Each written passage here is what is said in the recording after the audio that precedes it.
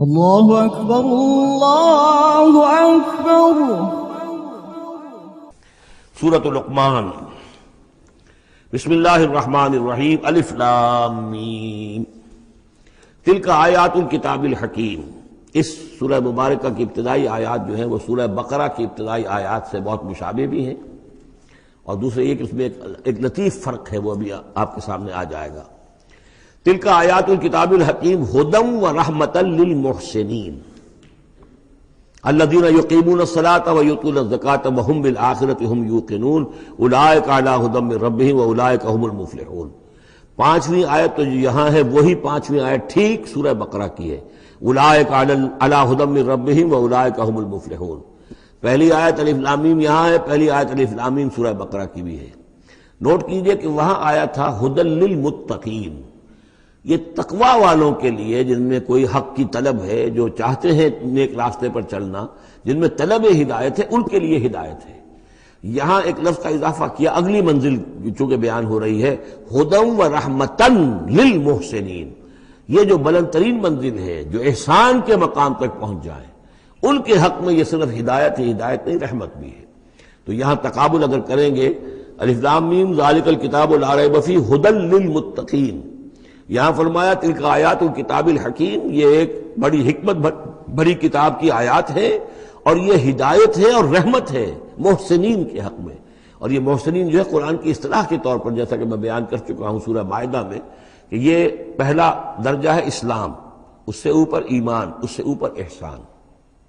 اذا اتقوا وآمنوا وعملوا الصالحات ثم اتقوا وآمنوا ثم اتقوا واحسنوا واللہ یحب المحسنین، ان کے حق میں یہ قرآن رحمت ہے۔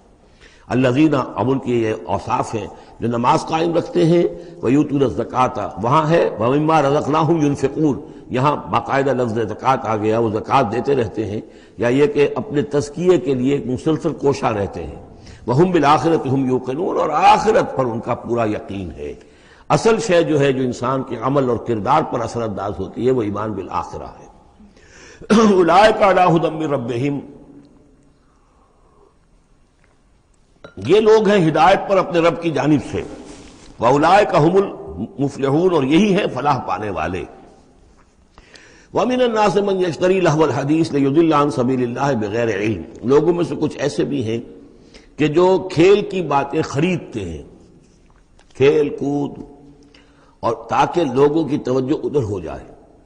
اور یہ باقاعدہ کیا ہے نضر بن حارث، جو رؤسائے قریش میں سے تھا، اور اس شخص کا معاملہ یہ تھا کہ یہ حضور کے شدید ترین مخالفین میں سے تھا۔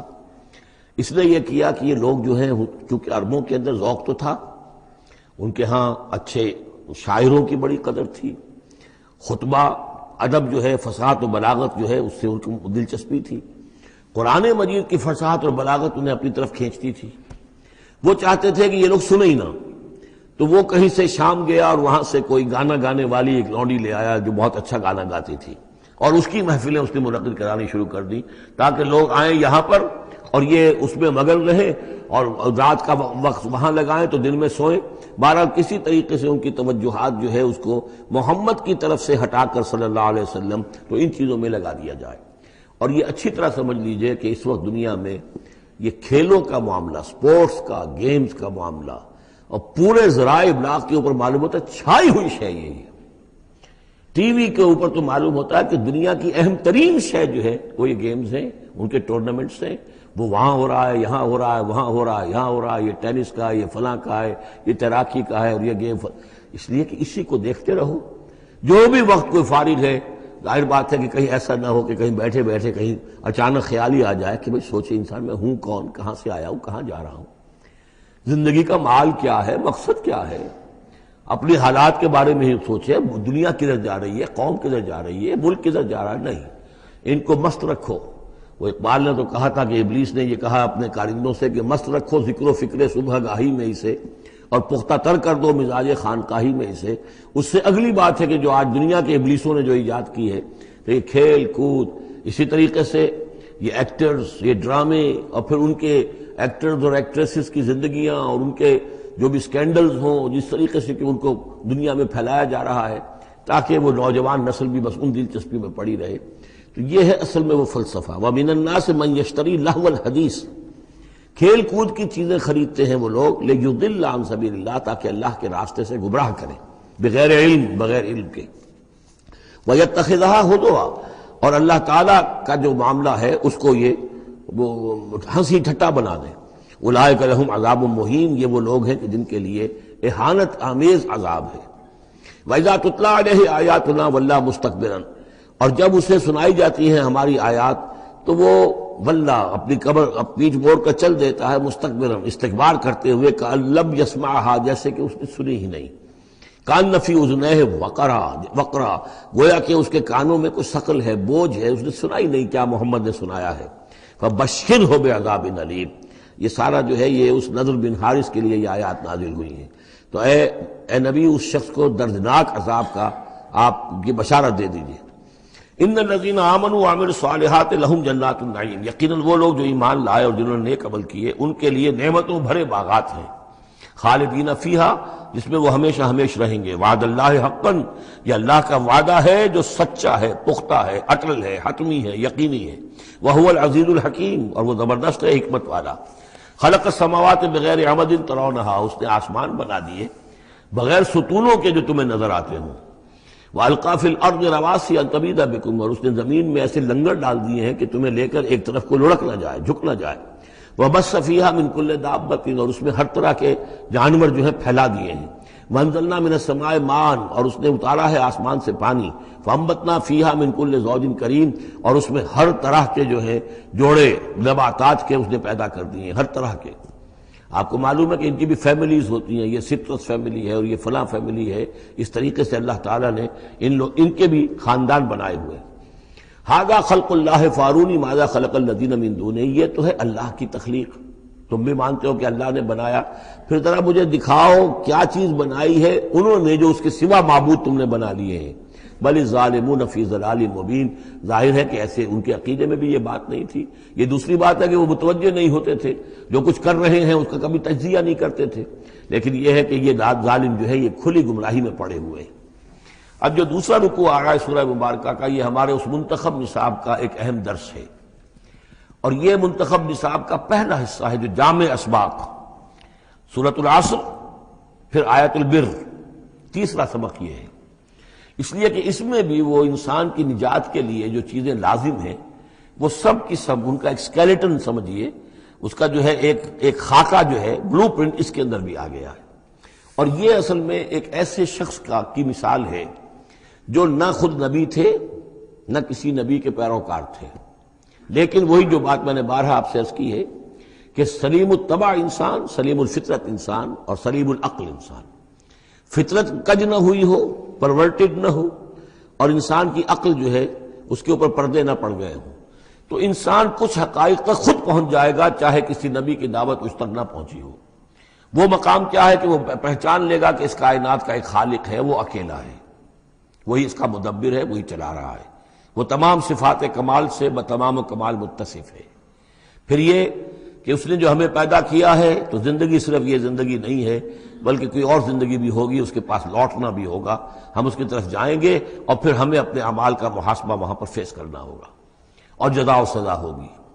یہاں تک انسان پہنچ سکتا ہے، یعنی ایمان ابھی نہ کہیے، ایمان تو تصدیق کو کہتے ہیں، ایمان کا لفظ تو ہوتا ہے جبکہ نبی کی دعوت کی تصدیق کی جائے تو لفظ ایمان ہے، لیکن یوں سمجھیے کہ معرفت یا حکمت، معرفت اور حکمت کے یہ دو سٹیشنز ایسے ہیں کہ جس تک انسان پہنچ جاتا ہے بغیر وحی کی رہنمائی کے، اگر اس کی فطرت سلیم ہے، اس کی عقل سلیم ہے۔ اس کے بعد وہ سوال کرتا ہے، یہی میں نے سورہ فاتحہ میں آپ کو بتایا تھا کہ سورہ فاتحہ دعا ہے، لیکن کس شخص کی دعا ہے؟ عام آدمی کی دعا نہیں ہے، وہ ہمیں تلقین تو کی گئی ہے، نماز میں ہم وہی پڑھتے ہیں، لیکن اس میں پیش نظر کیا ہے کہ ایک شخص جو اپنی سلامتی طبع، سلامتی فطرت، سلامتی عقل سے یہاں تک تو پہنچ گیا کہ الحمدللہ رب العالمین الرحمن الرحیم مالک یوم الدین ایاک نعبد، یہاں تک تو وہ پہنچ گیا ہے۔ اے رب پھر تیری ہی بندگی کرنی چاہیے، تیری ہی مرضی پر چلنا چاہیے، لیکن تیری مرضی کس شے میں ہے یہ ہمیں معلوم نہیں، تو کس چیز سے راضی ہوتا ہے، کس سے ناراض ہوتا ہے یہ ہمیں معلوم نہیں، تیری بندگی کیسے کریں یہ ہمیں معلوم نہیں۔ تو اس سے آگے پھر ہے وہ جو اہدنا الصراط المستقیم ایاک نعبد و ایاک نستعین اہدنا الصراط المستقیم۔ تو ایسی ایک شخصیت تھی حضرت لقمان کی، جہاں تک روایات ہیں ان سے معلوم ہوتا ہے کہ یہ حبشی النسل تھے، نوبیا ایک جگہ ہے کہ جو سوڈان اور یوں سمجھیے کہ مصر کے تقریباً درمیان یا سرحد پر ہے، وہاں یہ رہتے تھے اور کارپینٹر تھے. لیکن یہ کہ اللہ تعالیٰ ذہانت جس کو بھی چاہے دے دے، لیکن ان کے اندر اللہ تعالیٰ نے وہ ذہانت بھی دی تھی، اور وہ سلامتی فکر، سلامتی عقل، سلامتی فطرت، سلامتی قلب، اس کے نتیجے میں وہ اس چیز تک پہنچ گئے تھے، توحید تک. اور اس کے ساتھ ہی یہ ہے کہ اعمال انسان کے جو ہیں وہ ضائع جانے والے نہیں ہیں، ان کا کوئی نہ کوئی بدلہ مل کر رہے گا. باقی یہ کہ جو چیزیں وہی سے معلوم ہوتی ہیں، جنت دوزخ، وہ تو ان کے تذکرہ نہیں ملے گا اس کے اندر. جو چیزیں، اور کسی رسول کا تذکرہ بھی نہیں ملے گا، اس لیے کہ وہ کسی رسول کے امتی ہوتے تو تذکرہ کرتے. یہاں انہوں نے جو اپنی ایک حکیم اور دانا انسان نے اپنے ساری عمر کے سوچ کا جو لب لباب ہے، خلاصہ ہے، حاصل ہے، وہ اپنے بیٹے کو اپنے انتقال کے وقت وصیت کی شکل میں منتقل کیا ہے، اور اس کو اللہ تعالیٰ نے قرآن میں نقل کر دیا. چونکہ ان کے اقوال کوٹ کیے جاتے تھے، جیسے ہم وہ تقریر کرتے ہیں تو کبھی علامہ اقبال کا حوالہ دیتے ہیں، ان کا شعر کوٹ کر دیتے ہیں، کبھی کسی اور کا. تو یہ بھی اصل میں عرب میں خطباء اور شعراء جانتے تھے کہ یہ لقمان جو ہے یہ بہت ہی حکیم اور دانا انسان تھے، اور ان کے اقوال جو ہیں کوٹ کیے جاتے تھے اشعار میں بھی اور خطبات میں بھی. تو اللہ نے بتایا کہ دیکھو یہ لقمان بھی جو اپنی سلامتی طبع اور سلامتی فکر کی وجہ سے جہاں تک پہنچا، وہ وہی اصول ہے کہ جن کی طرف محمد تمہیں دعوت دے رہے ہیں صلی اللہ علیہ وسلم. وَلَقَدْ آتَيْنَا لُقْمَانَ الْحِكْمَةَ، اور ہم نے لقمان کو دانائی عطا کی. دانائی کا نتیجہ کیا تھا؟ انشکر للہ، کہ شکر کرو اللہ کا. دانائی کا تقاضا، فطرت کی سلامتی کا تقاضا کیا ہے؟ جو بھی آپ کے ساتھ بھلائی کرے اس کے لیے ایک احسان مندی کی جذبات آپ میں پیدا ہونے چاہیے. اگر نہیں ہو رہا ہے تو فطرت جو ہے پرورٹڈ ہے، بس ہو گئی، جو بھی بھلائی کرے. اور عقل کا تقاضا کیا ہے کہ اصل جو ہے منعم اس کو پہچان لیا جائے، اور وہ اللہ ہے. تو نتیجہ کیا نکلے گا؟ وہ سلامتی طبع جمع سلامتی عقل، تو اللہ کو پہچان لیا جائے اور کہا جائے الحمدللہ، جہاں سے قرآن مجید شروع ہوتا ہے. انشکر للہ، کہ شکر کرو اللہ کا. ومن یشکر فانما یشکر لنفسہ، جو کوئی بھی شکر کرتا ہے تو وہ شکر کرتا ہے اپنے ہی بھلے کے لیے، اپنے ہی فائدے کے لیے. ومن کفر فان اللہ غنی حمید، اور جو کفران نعمت کرتا ہے، ناشکری کرتا ہے، تو اللہ تو غنی اور حمید ہے. وَإِذْ قَالَ لُقْمَانُ لِابْنِهِ، اب یہاں سے حضرت لقمان کی وہ نصیحتیں ہیں جو انہوں نے اپنے بیٹے کو کی ہیں، یہاں مذکور نہیں ہے، لیکن مراد یہی ہے کہ انتقال کے وقت. جیسے کہ کوئی شخص دولت مند ہے تو وہ اپنے انتقال کے وقت اپنے بیٹوں کو، یا اگر بیٹا ایک ہی ہے تو اسے بتائے گا کس سے لینا ہے، کس کو دینا ہے، کیا حساب کتاب ہے، کہاں کہاں میرے ایسٹس ہیں. کوئی دفینہ ہے تو بھی بتائے گا کہ میرا وہاں فلاں جگہ پر دولت دفن ہے. ایک حکیم انسان کے پاس اصل شے اس کی ساری عمر کے غور و فکر کا جو حاصل ہے کہ میں نے جو کچھ سوچا ہے، میں نے جو کچھ بھی حاصل کیا ہے اپنی فطرت سلیمہ اور عقل سلیم کی رہنمائی میں، وہ میں تمہیں منتقل کر رہا ہوں. وَإِذْ قَالَ لُقْمَانُ لِابْنِهِ وَهُوَ يَعِظُهُ، یاد کرو جب کہ کہا لقمان نے اپنے بیٹے سے اور وہ اسے نصیحت کر رہے تھے. یا بنی لا تشرک باللہ، نمبر 1 اللہ کے ساتھ شرک مت کیجو. ان الشرک لظلم عظیم، یقیناً شرک بہت بڑا ظلم ہے، بہت بڑا ظلم ہے، سب سے بڑی ناانصافی. عربی زبان میں ظلم کہتے ہیں وضع الشیء فی غیر محلہ، کسی شے کو ہٹا کر اس کے اصل مقام سے ہٹا کر کہیں اور رکھ دینا، یہ ظلم ہے. اللہ خالق ہے تنہا، باقی سب مخلوق ہے. اب آپ نے مخلوق میں سے کسی کو اللہ کے برابر کر دیا، یا اللہ کو کسی اعتبار سے گرا کر مخلوق کے سب میں لا کے کھڑا کر دیا، تو اس سے بڑا شرک، اس سے بڑی ظلم، اس سے بڑی ناانصافی، اس سے بڑا ظلم کوئی نہیں. وَإِذْ قَالَ لُقْمَانُ لِابْنِهِ وَهُوَ يَعِظُهُ يَا بُنَيَّ لَا تُشْرِكْ بِاللَّهِ إِنَّ الشِّرْكَ لَظُلْمٌ عَظِيمٌ. اور اس کے بعد فوراً ہی اللہ تعالیٰ نے اپنی طرف سے ایک بات ایڈ کی ہے. یہ چوتھا مقام آ گیا ہے کہ جہاں اللہ کے حق کے فوراً بعد والدین کا حق. ظاہر بات ہے کہ حضرت لقمان کو یہ بات کچھ یعنی مناسب نہیں معلوم ہوئی کہ وہ اپنا حق بھی بیان کریں، لہذا اس کی تکمیل کر دی ہے اللہ تعالیٰ نے. وَوَصَّيْنَا الْإِنسَانَ بِوَالِدَيْهِ، اور ہم نے وصیت کی انسان کو اس کے والدین کے بارے میں، اور والدین میں سے بھی خاص طور پر والدہ، اس لیے کہ زیادہ مشقت وہ جھیلتی ہے، زیادہ تکلیفیں بچوں کی پرورش میں ماں کو برداشت کرنی پڑتی ہیں.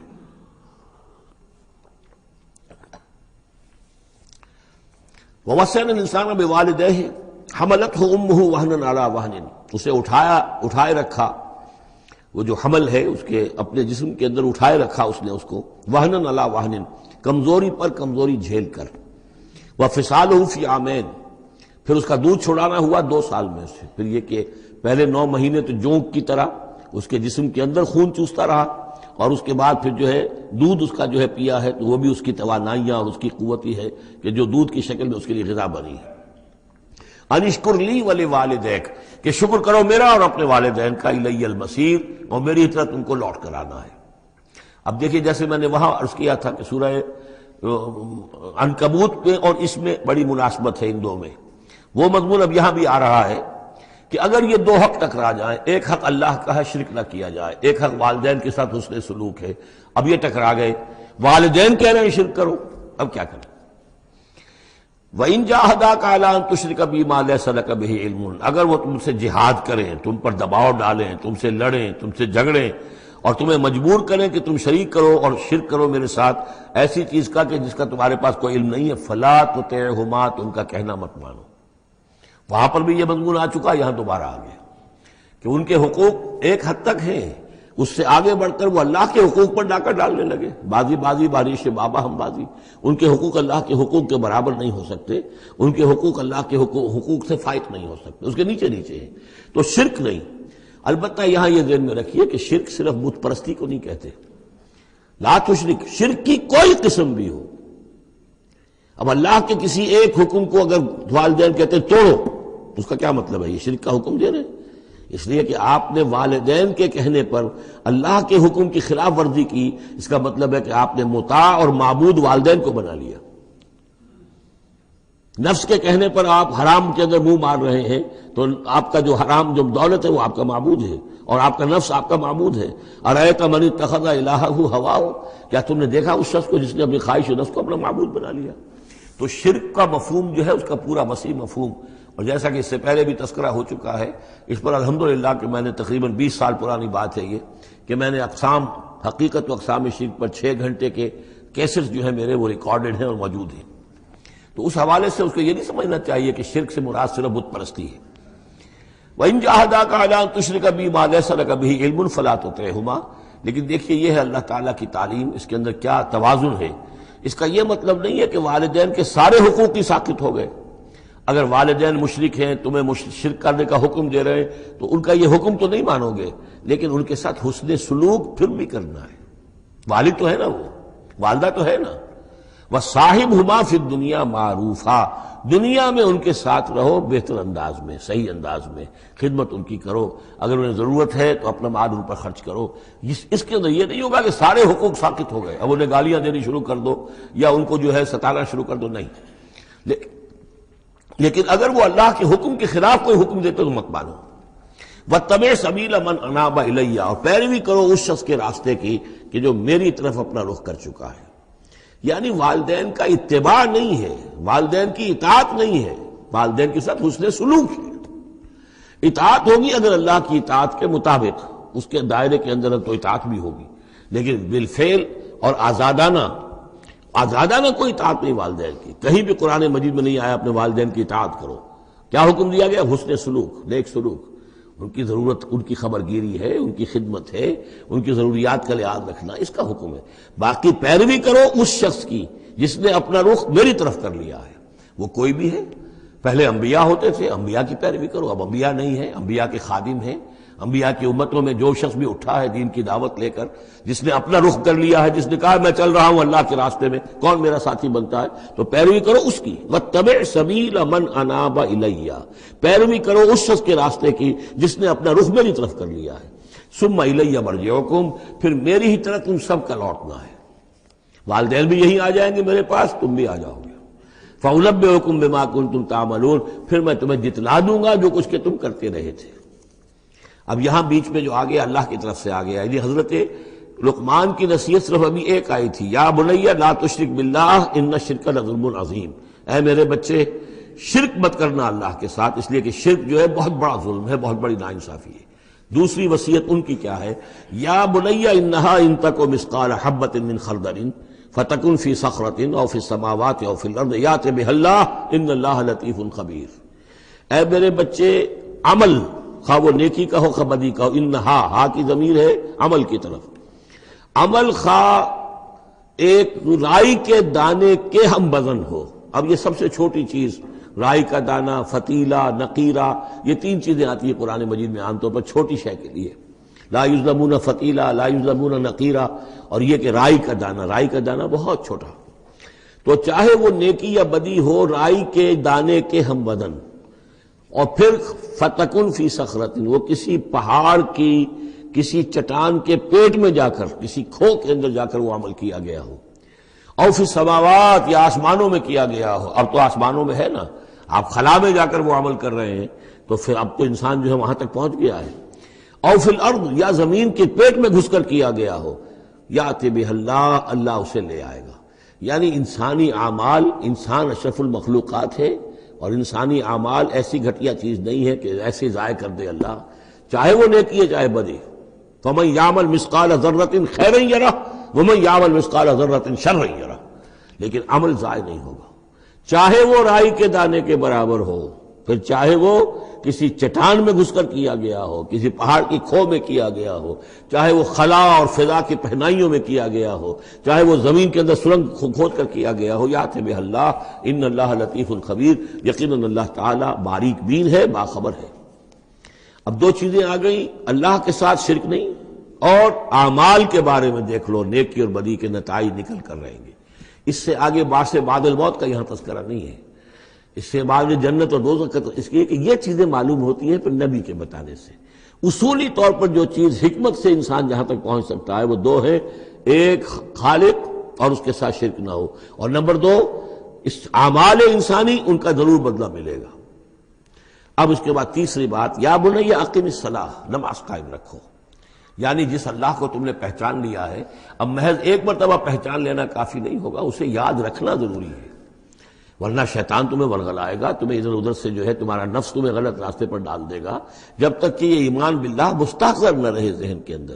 اور ایمان باللہ کو مستحضر رکھنے کے لیے ذکر ہے جو ہم پڑھ چکے ہیں، اتل ما اوحی الیک من الکتاب واقم الصلاۃ ان الصلاۃ تنہی عن الفحشاء والمنکر۔ لہذا اب نماز کون سی تھی وہ ہم نہیں جانتے، لیکن کوئی ذریعہ ایسا ہونا چاہیے کہ تم اللہ کو یاد کیا کرو۔ یا بنی اقم الصلاۃ، اور نمبر 4 وَأَمُرْ بِالْمَعْرُوفِ وَانْهَ عَنِ الْمُنْکَرِ، اور نیکی کا حکم دو اور بدی سے روکو۔ یہ بھی تمہاری ذمہ داریوں میں سے ہے، یہ بھی انسان کی، یوں سمجھیے کہ اس کی انسانیت، اس کی شرافت، اس کی مروت کا تقاضا ہے کہ وہ اپنے جو ابنائے نو ہیں، جو بھی انسان ہیں، ان کی بھلائی کے لیے کوشاں ہوں، اور سب سے بڑی بھلائی ان کی اور سب سے بڑی خدمت یہی ہے کہ انہیں برائیوں سے روکا جائے اور بھلائیوں کی دعوت دی جائے۔ وَاصْبِرْ عَلَىٰ مَا أَصَابَكَ، اور یہ بھی جان لو کہ اگر یہ امر بالمعروف و نہی عن المنکر کرو گے تو تکلیفیں آئیں گی، مصیبت آئیں گی۔ پسند تو کسی کو نہیں ہے کہ آپ اس پر تنقید کریں۔ اگر آپ کسی بچے کو بھی سڑک پر کھیل رہا ہو، گلی میں کھیل رہا ہو، اگر آپ اس سے کہہ دیں کہ بیٹے یہ کوئی کرکٹ کھیلنے کی جگہ نہیں ہے، کسی کی گاڑی کا شیشہ توڑو گے تم، تو آپ دیکھ لیجئے پھر کیا آپ کا وہ اس کو کیا جواب دے گا آپ کو۔ اسی لیے آپ بولتے ہی نہیں ہیں کہ اپنی عزت لے کر وہاں سے نکل جائیں۔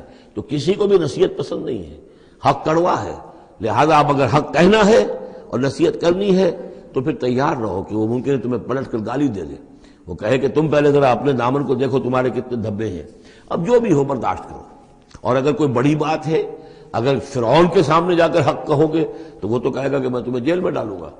تو اس طریقے سے یہ وَاصْبِرْ عَلَىٰ مَا أَصَابَكَ، پھر جو شے بھی تم پر آئے اس پر صبر کرو، إِنَّ ذَلِكَ مِنْ عَزْمِ الْأُمُورِ، یقیناً یہ چیزیں ہیں جو بڑی ہمت کے کاموں میں سے۔ گویا کہ وہ چاروں چیزیں اس میں آ گئیں، وَالْعَصْرِ إِنَّ الْإِنسَانَ لَفِي خُسْرٍ إِلَّا الَّذِينَ آمَنُوا وَعَمِلُوا الصَّالِحَاتِ وَتَوَاصَوْا بِالْحَقِّ وَتَوَاصَوْا بِالصَّبْرِ۔ یہاں اصطلاحات ذرا علیحدہ ہو گئی، تواصی کے بجائے امر بالمعروف نہی عن المنکر آ گیا، صبر جو کا تو ہے، باقی ایمان اور وہ تمام چیزیں، اعمال صالحہ میں سے نماز آ گئی، والدین کے ساتھ حسن سلوک آ گیا۔ آخری دو آیتیں ہیں وَلَا تُصَعِّرْ خَدَّكَ لِلنَّاسِ، اور دیکھو اپنے گالوں کو پھلا کر مت رکھو لوگوں کے سامنے، یعنی تکبر اور غرور، اس انداز میں رہنا۔ وَلَا تَمْشِ فِي الْأَرْضِ مَرَحًا، اور تم زمین میں اکڑ کر نہ چلو۔ ان اللہ لا يحب كل مختال فخور، یقیناً اللہ تعالیٰ کو جو اکڑنے والے ہیں، اور یہ مختال بنا ہے خیل سے، خیل کہتے ہیں گھوڑے کو، گھوڑے کی چال میں ایک تمکنت ہوتی ہے، تو جب انسان بھی بڑی تمکنت کے ساتھ چلتا ہے تو وہ گویا کہ اختیال بن گیا۔ لا يحب كل مختال فخور، شیخی خورے، فخر کرنے والے، اکڑنے والے اللہ کو پسند نہیں ہے۔ یہ مضمون سورہ بنی اسرائیل میں بھی آ چکا ہے۔ وَلَا تَمْشِ فِي الْأَرْضِ مَرَحًا إِنَّكَ لَن تَخْرِقَ الْأَرْضَ وَلَن تَبْلُغَ الْجِبَالَ طُولًا، تم کتنا ہی پاؤں مار کر چلو ہماری زمین کو پھاڑ نہیں سکتے، اور کتنی گردن اکڑا لو، اونچے ہو جاؤ، سینہ تان لو اور اوپر ترا بھی چڑھا لو، لیکن یہ کہ تم پہاڑوں کی اونچائی تک نہیں پہنچ سکتے۔ آخری بات فرمائی وَاقْصِدْ فِي مَشْيِكَ، اپنی چال میں میانہ روی اختیار کرو۔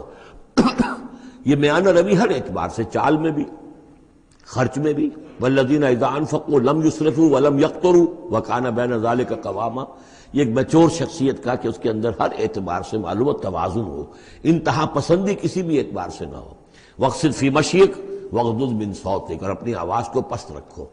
اس کا مطلب کیا ہے کہ کہیں کوئی آرگومنٹ ہے کہ جھگڑا ہو گیا ہے تو آواز کو بلند کرنے کی کوشش نہ کرو، بات اپنی کرو۔ عام طور پر یہ ہوتا ہے کہ جب آدمی دیکھتا ہے کہ میری دلیل تو کمزور پڑ گئی تو پھر وہ اپنی آواز کی والیوم بڑھا کر کوشش کرتا ہے کہ کمپنسیٹ کرے کہ دلیل عقلی اعتبار سے تو کمزور ہے لیکن میری آواز جو ہے وہ اس کے اندر وزن پیدا کر دے۔ وَلَا وَغْضُضْ مِنْ صَوْتِكَ، اور دیکھو ان انکر الأصوات لصوت الحمیر، آواز جو گدھے کی ہوتی ہے وہ ڈھیچو ڈھیچو جب کرتا ہے تو بلند تو وہ بہت ہوتی ہے لیکن کس قدر ناپسندیدہ آواز ہے، کتنی ناپسندیدہ آواز ہے۔ تو آواز کی بلندی کوئی حسن نہیں ہے، اصل تو یہ شے ہے کہ آپ جو بات کہیں وہ وزنی ہو، وہ دلیل کے ساتھ ہو اور وہ آپ اپنی بات کو منوا سکیں اس کے حوالے سے۔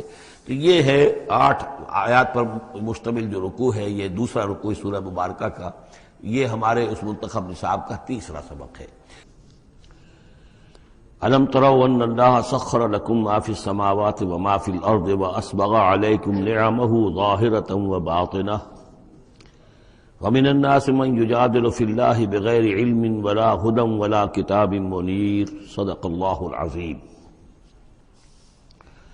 کیا تم نے دیکھا نہیں کہ اللہ تعالیٰ نے تمہارے لیے مسخر کر دیا ہے جو کچھ کے آسمانوں میں ہے اور جو کچھ کے زمین میں ہے، یعنی یہ کہ آسمان کے اندر سورج ہے، چاند ہے، یہ سب تمہاری ضرورتیں بہم پہنچانے میں لگے ہوئے ہیں۔ سورج کی تمازت ہے جس سے تمہاری فصلیں پکتی ہیں، اسی سے ہواؤں کا نظام چل رہا ہے، بارشوں کا برسنا، تو یہ سارا معلوم ہوتا ہے کہ تمہارے لیے یہ سب بستر بچھایا ہے اللہ نے اور ساری تمہاری ضرورتیں پوری کی ہیں۔ وَأَسْبَغَ عَلَيْكُمْ نِعَمَهُ، اور اس نے تم پر اپنی ساری نعمتیں مکمل کر دی ہیں، پوری کر دی ہیں۔ ظاہرۃً و باطنۃً، یہ نعمتیں ظاہری بھی ہیں باطنی بھی ہیں، جو باہر سے نظر آتی ہیں دکھتی ہیں جن کو ہم استعمال کرتے ہیں، بہت سی نعمتیں وہ جن کا ہمیں احساس ہی نہیں ہے، ہمارے وجود کے اندر کیا کچھ اللہ تعالی نے ودیت کیا ہوا ہے اس کا ہمیں پوری طرح احساس بھی نہیں۔ وَمِنَ النَّاسِ مَن يُجَادِلُ فِي اللَّهِ بِغَيْرِ عِلْمٍ، یہ آیت آ چکی ہے سورہ حج میں۔ لوگوں میں سے کچھ ایسے بھی ہیں جو جھگڑتے ہیں اللہ کے معاملے میں یا اللہ کے بارے میں یا اللہ کے احکام کے بارے میں، اللہ کی آیات کے بارے میں، بغیر اس کے کہ بغیر علم کہ ان کے پاس کوئی علم ہو، ولا ہدن، نہ کوئی رہنمائی اور ہدایت ہے، ولا کتاب منیر، نہ کوئی روشن کتاب ہے۔ وَإِذَا قِيلَ لَهُمُ اتَّبِعُوا مَا أَنزَلَ اللَّهُ قَالُوا بَلْ نَتَّبِعُ مَا وَجَدْنَا عَلَيْهِ آبَاءَنَا، اور جب ان سے کہا جاتا ہے کہ پیروی کرو اس کی جو اللہ نے نازل فرمایا ہے، قرآن اتارا ہے، اس کی پیروی کرو، قالوا، وہ کہتے ہیں، بل نتبع ما وجدنا علیہ آباءنا، بلکہ ہم تو پیروی کریں گے اس کی کہ جس کو پر ہم نے پایا ہے اپنے آباء و اجداد کو۔ اور آج کل خاص طور پر یہ لوک ورثہ اور ہماری پرانی روایات، قومی روایات اور ہماری جو ہیں ہر علاقے کا ایک کلچر ہے، اس کلچر کو زندہ کیا جائے، کروڑ ہر روپیہ ان چیزوں میں صرف کیا جاتا ہے۔ اولو کان الشیطان یدعوہم الی عذاب السعیر، خواہ شیطان ان کو پکار رہا اور بلا رہا ہو، یہ جو باتیں بنا رہے ہیں در حقیقت یہ شیطان کی دعوت ہے، اس کی تبلیغ ہے در حقیقت جس کو انہوں نے قبول کیا ہے۔ یدعوہم الی عذاب السعیر، اور وہ انہیں بلا رہا ہے اس جہنم کے عذاب کی طرف۔ وَمَن يُسْلِمْ وَجْهَهُ إِلَى اللَّهِ وَهُوَ مُحْسِنٌ، اور جس شخص نے اپنا چہرہ اللہ کے سامنے جھکا دیا، تابع فرمان کر دیا اپنے چہرے کو الی اللہ، اللہ کی جانب، وَهُوَ مُحْسِنٌ، اور وہ احسان کی روش اختیار کرے، فَقَدِ اسْتَمْسَكَ بِالْعُرْوَةِ الْوُثْقَىٰ، تو اس نے تو مضبوط تھام لیا ہے مضبوط کنڈے کو، اس کا ہاتھ پڑ گیا ہے۔ یہ سورہ بقرہ میں بھی یہ الفاظ آئے تھے آیت الکرسی کے فوراً بعد۔ فَمَن يَكْفُرْ بِالطَّاغُوتِ وَيُؤْمِن بِاللَّهِ فَقَدِ اسْتَمْسَكَ بِالْعُرْوَةِ الْوُثْقَىٰ وَإِلَى اللَّهِ عَاقِبَةُ الْأُمُورِ، اور تمام معاملات کا انجام آخر کار اللہ ہی کے ہاتھ میں ہے، اللہ ہی تک اس کو لوٹا دیا جائے گا۔ وَمَن كَفَرَ فَلَا يَحْزُنْكَ كُفْرُهُ، اور اے نبی جو کفر کر رہا ہے تو آپ اس کے کفر اور کفر کے لیے جو وہ بھاگ دوڑ کر رہا ہے اس سے آپ پریشان نہ ہو، دلگیر نہ ہو۔ الینا مرجعہم، میری طرف ان سب کو لوٹنا ہے، فننبئہم بما عملوا، ہم انہیں اچھی طرح بتا دیں گے، جتلا دیں گے جو کچھ کہ انہوں نے کیا تھا۔ ان اللہ علیم بذات الصدور، یقیناً اللہ تعالیٰ تو جو کچھ سینوں میں چھپا ہوا ہے اس سے بھی واقف ہے۔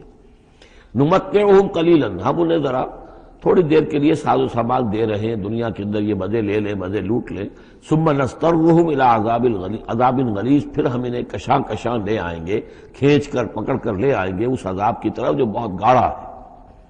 وَلَئِن سَأَلْتَهُم مَّن خَلَقَ السَّمَاوَاتِ وَالْأَرْضَ لَيَقُولُنَّ اللَّهُ، اور جب اگر آپ ان سے پوچھیں کس نے پیدا کیا آسمان اور زمین تو وہ کہیں گے اللہ نے۔ قُلِ الْحَمْدُلِلَّهِ، کہیے الحمدللہ، ساری حمد بھی پھر اسی کی ہے۔ بل اکثرهم لا يعلمون، لیکن یہ کہ ان کی اکثریت علم نہیں رکھتی۔ للہ ما فی السماوات والارض، آسمان اور زمین میں جو کچھ ہے وہ اللہ کے لیے ہے، اللہ ہی کا ہے، اللہ کی ملکیت ہے، یہ لام تملیک ہے، اللہ کی ملکیت ہے ہر وہ شے جو بھی کچھ ہے آسمانوں میں اور زمین میں۔ ان اللہ هو الغنی الحمید، یقیناً وہ غنی ہے، اسے کوئی احتیاج نہیں، اور حمید ہے، بڑی خوبیوں والا ہے، اپنی ذات میں ستودہ صفات ہے۔ وَلَوْ أَنَّ مَا فِي الْأَرْضِ مِنْ شَجَرَةٍ أَقْلَامٌ، اور اگر جتنے بھی زمین میں درخت ہیں وہ قلم بن جائیں، والبحر، اور سمندر جو ہے وہ سیاہی بن جائے، جیسے میں یہ مضمون سورہ کہف میں بھی آ چکا ہے۔ قُلْ لَوْ كَانَ الْبَحْرُ مِدَادًا لِكَلِمَاتِ رَبِّي وَلَنَفِدَ الْبَحْرُ قَبْلَ أَن تَنفَدَ كَلِمَاتُ رَبِّي وَلَوْ جِئْنَا بِمِثْلِهِ مَدَدًا، اگر پورا سمندر جو ہے میرے رب کے کلمات کو لکھنے کے لیے سیاہی بن جائے تو وہ سیاہی سمندر ختم ہو جائے گا، لیکن یہ کہ میرے رب کی کلمات ختم نہیں ہوں گے، چاہے اتنا ہی سمندر اور لے آیا جائے۔ وہی مضمون یہاں بھی آ رہا، اور یہ بات نوٹ کی ہے، میں نے کئی مرتبہ آپ کو بتائی ہے کہ اہم مضامین قرآن مجید میں کم سے کم 2 جگہ ضرور ملتے ہیں۔ وَلَوْ، اب وہاں پر صرف سیاہی کا تذکرہ تھا، یہاں سیاہی کے ساتھ قلم۔ وَلَوْ أَنَّ مَا فِي الْأَرْضِ مِنْ شَجَرَةٍ أَقْلَامٌ، اگر جتنے بھی درخت زمین میں ہیں وہ سب کے سب قلم بن جائیں۔ وَالْبَحْرُ، اور سیاہی جو ہے یہاں پہ اب محظوظ سمجھیے مدادن، اور بحر جو ہے سمندر جو ہے وہ سیاہی کی شکل اختیار کر لے۔ یمدہ من بعدہ سبعۃ ابحر، اور اس سیاہی کو پھر مزید پھیلائے اور بڑھائے 7 سمندر اور اس کے اندر جو ہے ڈال دیے جائیں۔ ما نفدت کلمات اللہ، اللہ تعالیٰ کی کلمات ختم نہیں ہوں گے۔ اور یہ میں عرض کر چکا ہوں، اس سے مراد کیا ہے کہ ہر شے جو اس کائنات میں ہے اللہ تعالیٰ کے کلمہ کن کا ظہور ہے، تو گویا کہ یہ تمام مخلوقات جو ہے کلمات اللہ ہے۔ اس اعتبار سے ظاہر بات ہے کہ احصاء کرنا ممکن ہی نہیں، اور آج کچھ نہ کچھ ہمیں اندازہ ہے کہ یہ کائنات کتنی وسیع و عریض ہے۔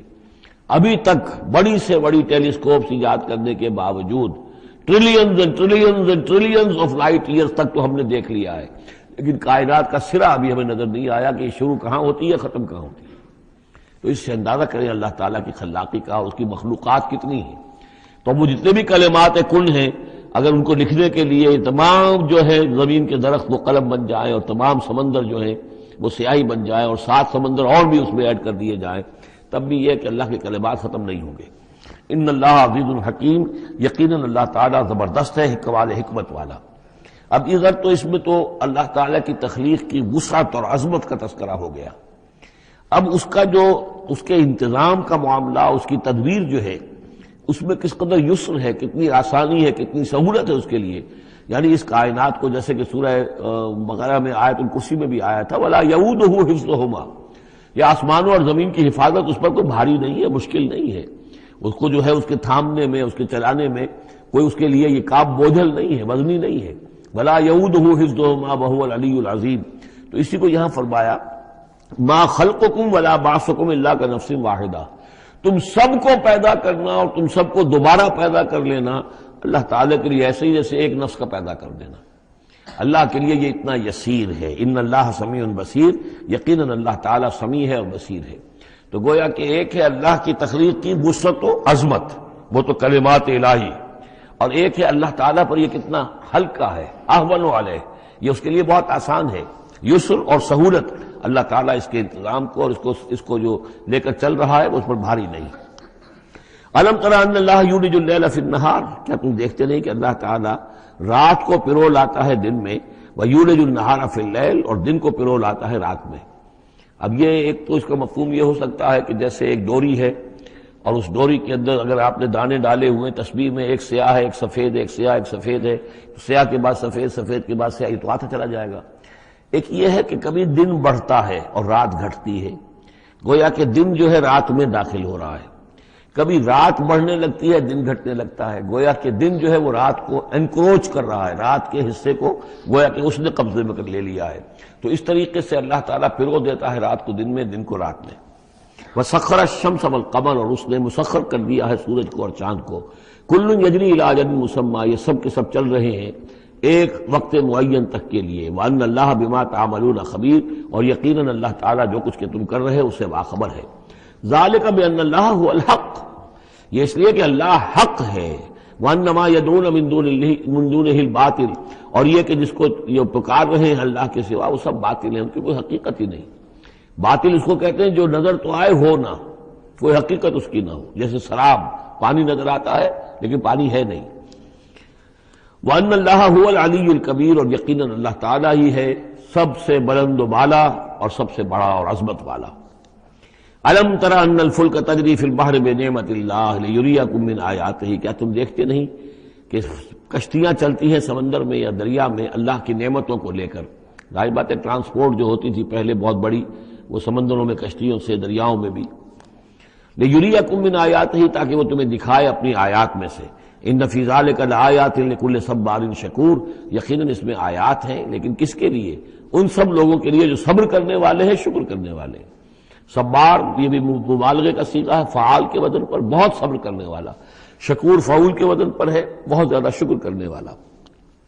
وَإِذَا غَشِيَهُم مَّوْجٌ كَالظُّلَلِ، اور جب یہ کبھی سمندر میں ہوتے ہیں اور ان کے اوپر ایک موج چڑھتی ہے اور ڈھانپ لیتی ہے انہیں جیسے کہ بادل ہو، ایسی موج آ رہی ہے کہ گویا کہ وہ تمہارے اوپر سے گزر جائے گی۔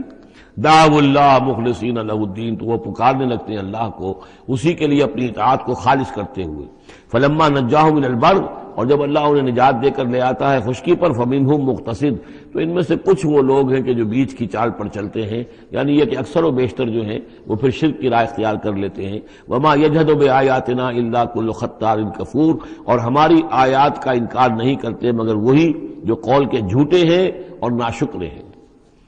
یا ایھا الناس اتقوا ربکم واخشوا یوما، اے لوگو اپنے رب کا تقوی اختیار کرو اور ڈرو اس دن سے، لا یجزی والد عن ولدہ، جس دن کوئی والد اپنے بیٹے سے کسی شے کو دور نہیں کر سکے گا، بچا نہیں سکے گا کسی بھی چیز سے، ولا مولود هو جاز عن والدہ شیئا، اور نہ ہی بیٹا جو ہے وہ اپنے باپ سے کوئی شے دور کر سکے گا، کوئی کسی کے کام نہیں آئے گا، نہ باپ بیٹے کے نہ بیٹا باپ کے، تو باقی سارے رشتے جو ہیں وہ تو اس کے بعد ثانوی ہیں۔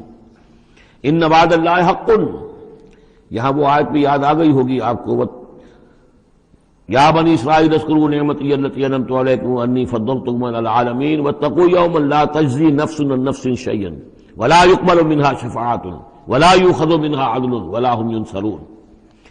یا ایھا الناس اتقوا ربکم واخشوا یوما لا یجزی والد عن ولدہ ولا مولود هو جاز عن والدہ شیئا ان وعد اللہ حق، اللہ کا وعدہ سچا ہے، شدنی ہے، اٹل ہے، ہو کر رہے گا، قیامت آ کر رہے گی، جزا و سزا ہو کر رہے گی۔ فلا تغرنکم الحیات الدنیا، تو دیکھو تمہیں نہ دھوکے میں ڈال دے یہ دنیا کی زندگی، تم اسی کے اوپر ریجھ جاؤ، اسی میں مگن ہو جاؤ، اسی میں گم ہو جاؤ، تو گویا کہ یہ تمہارے لیے پھر دھوکے کی ٹٹی بن گئی کہ اصل زندگی سے تمہیں جو ہے ذہناً جو ہے اس نے غافل کر دیا۔ ولا یغرنکم باللہ الغرور، اور دیکھنا وہ دھوکے باز تمہیں اللہ تعالیٰ کی شان غفاری کے حوالے سے دھوکہ نہ دے۔ یہ شیطان آ کر یہ بھی کہتا ہے کہ اللہ تو بڑا غفار ہے، تم نے کیا کیا، کچھ چھوٹے سے گناہ تھوڑے سے کیے، اللہ کی مغفرت تو بہت وسیع ہے، خامخواہ کاہے کو گھبراتے ہو، کاہے کو توبہ کرتے ہو۔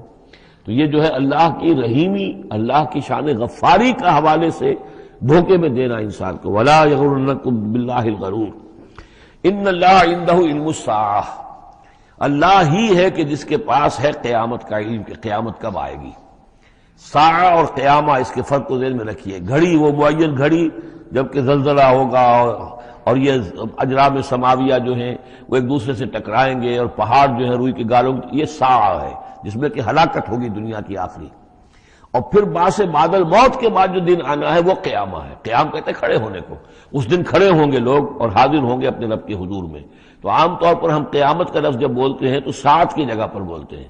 قرآن کی جو پرٹیکولر اپنی ٹرمینالوجی ہے اس میں یہ ساعہ ہے، وہ گھڑی کہ جس میں ہلچل ہوگی اور یہ جو بھی کچھ ہونا ہے جس کا کہ نقشہ کھینچا گیا، القاریہ والقاریہ وما ادراک ما القاریہ، یہ ہے الساعہ۔ لیکن پھر جب باس بعد الموت کے بعد جب کھڑے ہونا ہے قبروں سے نکل کر اللہ کے حضور میں، تو یہ ہوگا قیامہ، کھڑے ہونے کا دن۔ ان اللہ عندہ علم الساعہ، وہ ساعت کب آئے گی اس کا علم صرف اللہ کے پاس ہے۔ وَيُنَزِّلُ الْغَيْثَ، وہی بارش برساتا ہے، وَيَعْلَمُ مَا فِي الْأَرْحَامِ، وہ جانتا ہے جو کچھ کے رحموں میں ہے، ماں کے پیٹ میں کیا ہے وہ جانتا ہے، وَمَا تَدْرِي نَفْسٌ، اور کوئی جان نہیں جانتی ماذا تکسب غدا، کہ کل وہ کیا کمائی کرے گی، وَمَا تَدْرِي نَفْسٌ، اور کوئی جان نہیں جانتی بِأَيِّ أَرْضٍ تَمُوتُ، کہ کس زمین میں اس کی موت واقع ہوگی۔ ایک شخص ہے اپنے ملک سے صرف چند دن کے لیے کہیں باہر گیا، وہیں انتقال ہو گیا، اسے کبھی گمان بھی نہیں ہو سکتا تھا، سال ہر سال سے کہیں مقیم ہے، وہاں موت نہیں آئی، اور کہیں گیا ہے اور وہاں موت آ گئی، تو کوئی نہیں جانتا کس زمین میں اس کی موت واقع ہوگی۔ ان اللہ علیم الخبیر، یقیناً اللہ تعالیٰ علیم اور خبیر ہے۔ یہ جو 5 چیزیں یہاں گنوائی گئی ہیں، اس میں آج کل بڑا اشکال ہے، اور لوگ کہتے ہیں کہ یہ آپ پتہ چل جاتا ہے کہ ماں کے رحم میں جو ہے، ماں کے پیٹ میں بیٹا ہے یا بیٹی ہے۔ اس کے 2 اعتبار سے اس کو سمجھ لیجئے۔ اس آیت میں 5 چیزوں کا ذکر ہے۔ پہلی چیز میں حصر کا اسلوب ہے کہ یہ چیز صرف اللہ کو معلوم ہے، اگرچہ یہاں یہ نہیں لکھا ہوا ہے کہ اللہ کے سوا کوئی نہیں جانتا، پھر بھی چونکہ حصر کا اسلوب ہے، ان اللہ عندہ علم الساعہ، یقیناً اللہ ہی ہے جس کے پاس ہے قیامت کا علم، ساعت کا علم۔ اس میں بھی گویا کہ نفی ہو گئی کہ کوئی اور نہیں جانتا۔ 2 آخری چیزوں میں بھی نفی ہے، وما تدری نفس ماذا تکسب غدا، کوئی نہیں جانتا کہ کل وہ کیا کمائے گا، اس میں بھی کیٹیگوریکل نفی ہے اس کی۔ وما تدری نفس بأی ارض تموت، یہ بھی پھر کیٹیگوریکل نفی ہے کہ نہیں کوئی جانتا، کوئی جان نہیں جانتی کہ کہاں اس کی موت واقع ہوگی۔ لیکن 2 چیزیں جو ہے کیٹیگوریکل ڈینائل نہیں ہے۔ وَيُنَزِّلُ الْغَيْثَ، اللہ بارش برساتا ہے، یہ کہاں لکھا؟ نہ یہاں اس حصر کا اسلوب ہے، نہ یہ لکھا ہے کہ یہ کام جو ہے صرف اللہ کرتا ہے۔ اسی طرح یعلم ما فی الارحام، اللہ جانتا ہے جو کچھ کے رحموں میں ہے، اب یہ جو نہیں لکھا کہ کوئی اور نہیں جانتا۔ اس اعتبار سے قرآن مجید کے الفاظ جو ہیں ان کے اوپر تو اعتراض وارد ہو ہی نہیں سکتا۔ البتہ اعتراض اگر کچھ وارد ہوتا تو ایک حدیث پر ہوتا ہے۔ حدیث میں یہ آیا ہے کہ حضرت جبرائیل نے جب پوچھا تھا کہ مجھے قیامت کے بارے میں بتائیے، تو اس میں سے ایک روایت میں یہ الفاظ آئے ہیں کہ فی 5 لا یعلمہن الا اللہ، یہ قیامت کا علم جو ہے یہ تو ان 5 چیزوں میں سے ہے جنہیں اللہ کے سوا کوئی نہیں جانتا، اور وہاں حضور نے یہ ساری چیزیں گنوائی ہیں۔ اس کا جو ہے جواب وہ یہ ہے کہ رحم میں کیا ہے اس کا صرف ایک پہلو ہمیں معلوم ہوا ہے کہ وہ بیٹا یا بیٹی ہے، باقی جو کچھ ہے اس کے نہ معلوم کتنے پہلو ہیں، کتنا ذہین ہے، کس قدر فطین ہے، اس کے اندر کیا اوصاف ہے، اس میں کیا صلاحیتیں ہیں، شقی ہے یا سعید ہے، نیکوکار ہوگا بدکار ہوگا، کیا پتہ ہے، یا ہوگا یا ہوگی۔ تو اس سے یہ کہ اس کی جو حدیث کا بھی معاملہ ہے اس کی بھی جو ہے اس کی توجیہ موجود ہے، اس پہ کسی گھبرانے کی ضرورت نہیں ہے۔ ان اللہ علیم الخبیر، یقیناً اللہ تعالیٰ علیم اور خبیر ہے۔ حي على الفلاح